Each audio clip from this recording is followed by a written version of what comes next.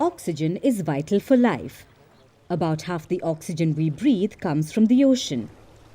It is made by marine plants as they photosynthesize. As you already know, this process requires sunlight. But what if sunlight was not required to produce oxygen?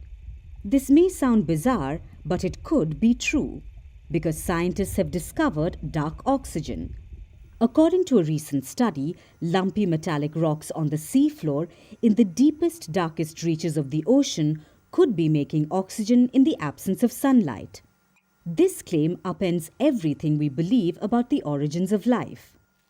According to the long-established view, life was made possible when organisms started producing oxygen via photosynthesis about 2.7 billion years ago.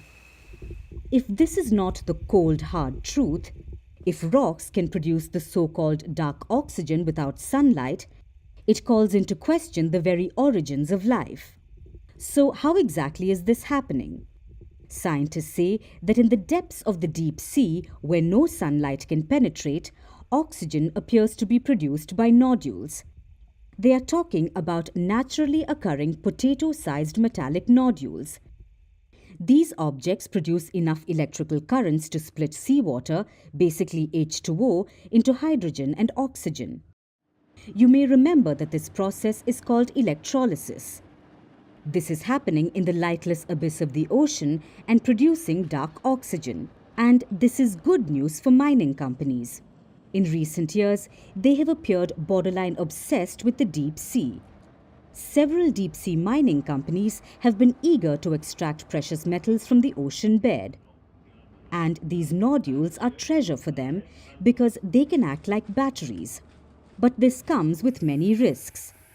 Unacceptable ecological risks that could disrupt underwater life and have repercussions for the planet at large. But this isn't the only problem here. The new discovery has stirred a new debate.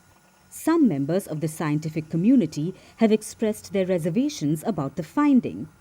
They say that the dark oxygen discovery was partly funded by a Canadian deep-sea mining company, which could bring the finding and its assumptions into question.